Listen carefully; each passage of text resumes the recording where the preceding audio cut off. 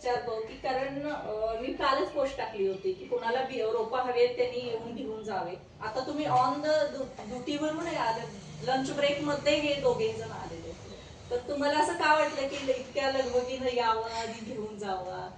हा माझा मित्र सचिन वाळकुंडे आणि मी ऑफिसचा लंच ब्रेकमध्ये जाऊन यावं म्हटलं.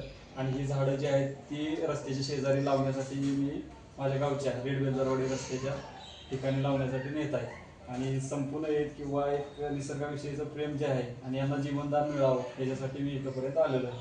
थँक्यू. छान.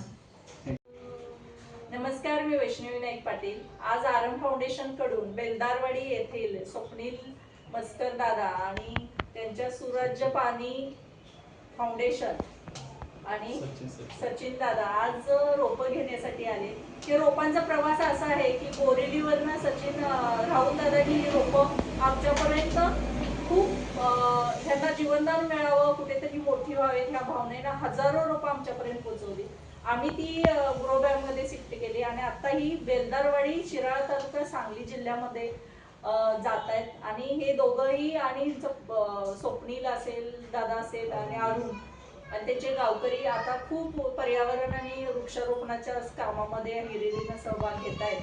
याचा आनंद आहे. कारण शिव जयंतीला आम्ही तिथे त्यांच्यासोबत आरम फाउंडेशननं प्लांटेशन आणि रोपं वाटण्याचा कार्यक्रम केला.